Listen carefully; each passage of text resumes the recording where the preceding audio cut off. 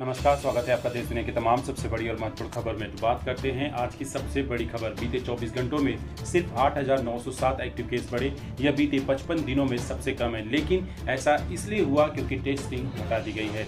यानी कहीं ना कहीं लगातार कोरोना के केसेस देश भर में बढ़ते जा रहे हैं और इसको छुपाने में सरकार जो है नाकाम कोशिश करती जा रही है, क्योंकि टेस्टिंग घटाने से कोरोना नहीं घटने वाला है। टेस्टिंग घटाने से बल्कि जो कोरोना की रफ्तार है वो अपने और चरम पर पहुंच सकती है। जितना ज़्यादा टेस्टिंग की जा सके उतना ज़्यादा लोगों को फाइंड आउट किया जा सके, उनका इलाज किया जा सके, ताकि इस देश से कोरोना को निकाला जा सके। बात करते हैं अब देश भर में लग रहे लॉकडाउन के बारे में।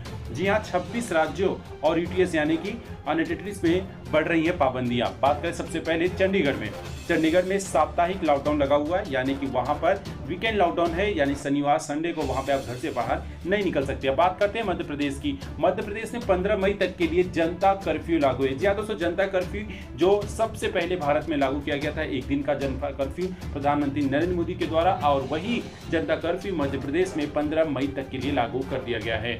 अब बात करते हैं गुजरात की। रात 8 बजे से लेकर सुबह 8 बजे तक कर्फ्यू रहता है। 36 शहरों में 12 मई तक पाबंदी लगाई गई है गुजरात के इलाकों में। अब बात करते हैं महाराष्ट्र में। महाराष्ट्र में पाबंदियां 15 मई तक के लिए बढ़ा दी गई है। यहाँ पर लॉकडाउन का शब्द इस्तेमाल नहीं किया जाता है, क्योंकि यहाँ पे धारा 144 लागू की गई है, यानी 1 से लेकर 5 लोग अगर इकट्ठा होते हैं तो उन पे जो है कार्रवाई की जाती है। 5 से ज्यादा लोग इकट्ठा नहीं हो सकते, 5 तक के लोग जो है परमिशन दी गई है। पश्चिम बंगाल की बात करते हैं। बंगाल पिछले हफ्ते से ही सख्त पाबंदी लागू कर दिया है, तो वहां पर भी पूरी तरह से कोरोना का जो महामारी है वो अपने चरम पर है। बात करें आसाम की, तो रात्रि कर्फ्यू रात 8 बजे की बजाय शाम 6 बजे से लागू कर दिया गया है। नागालैंड में 30 अप्रैल से 14 मई तक सख्त नियमों के साथ आंशिक लॉकडाउन की घोषणा कर दी गई है। बात करें मिजोरम की, तो 10 मई से तड़के 4 बजे से लेकर 17 मई तक तड़के 4 बजे तक के लिए संपूर्ण लॉकडाउन लगा दिया गया। देश भर में कोरोना से लगातार मौतें बढ़ती जा रही हैं और सरकार नाकाम साबित हो रही है। अलग अलग लेख में प्रधानमंत्री नरेंद्र मोदी से इस्तीफे की बात की जा रही है, चाहे वो सोशल मीडिया प्लेटफॉर्म हो, चाहे विदेशी मीडिया हो। सबका मानना है कि देश के प्रधानमंत्री नरेंद्र मोदी कोरोना से लड़ने में पूरी तरह से विफल हैं। तो दूसरी तरफ विपक्ष का कहना है कि सरकार को जितने भी गरीब तबके के लोग हैं उनके खाते में 6,000 रुपए की आर्थिक मदद तुरंत डालनी चाहिए, क्योंकि देश भर में लॉकडाउन लग चुका है, अलग अलग राज्यों में ही सही, लेकिन पूरी तरह से देखा जाए तो देश भर में लॉकडाउन लगा हुआ है। डिस्ट्रिक्ट टू डिस्ट्रिक्ट जाने पर भी आपको जो है आपातकालीन जो है आपको लेटर लिखवाना होगा, या डिजास्टर मैनेजर से एक लेटर लेना होगा, तभी जाके आप जो है एक डिस्ट्रिक्ट से दूसरे डिस्ट्रिक्ट में जा सकते हैं। दिल्ली में भी लॉकडाउन को बढ़ा दिया गया, जिसकी वजह से अब देश भर में जो है कोरोना का जो खौफ है और बढ़ चुका है। बात करें केंद्र का जवाब लीक होने पर सुप्रीम कोर्ट नाराज। जी हाँ दोस्तों, केंद्र सरकार पर इस समय सबसे ज्यादा फटकार कर लगा रहा है वो है सुप्रीम कोर्ट। जी हाँ, सुप्रीम कोर्ट से ऊपर कोई नहीं, क्योंकि सुप्रीम कोर्ट सर्वोपरि है और सुप्रीम कोर्ट का मानना है केंद्र सरकार अपनी आंखें मूंद रही है। इस कोरोना महामारी में जनता को जरूरत है और सरकार जो है पूरी तरह से अपना मुंह छुपाकर बैठी हुई है। केंद्र सरकार से किसी बीच एक बड़ा फैसला निकल गया है। जी हाँ, चुनाव, कुंभ और ऑक्सीजन सप्लाई जैसे 21 मामलों पर सुप्रीम कोर्ट ने सोमवार को सुनवाई की।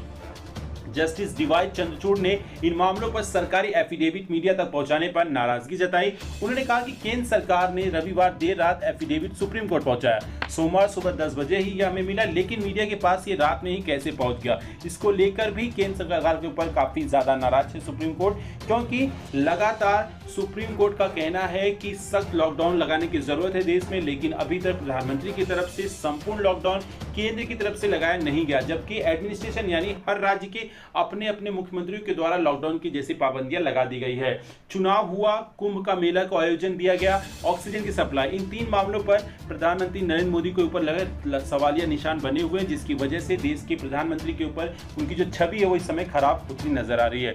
केंद्र ने वैक्सीनेशन को बताया सबसे अच्छा विकल्प। इससे पहले केंद्र सरकार ने रविवार को सुप्रीम कोर्ट ने हलफनामा दायर किया था। इसमें केंद्र सरकार ने कहा कि कोरोना को रोकने के लिए वैक्सीनेशन ही सबसे अच्छा विकल्प है। क्यों?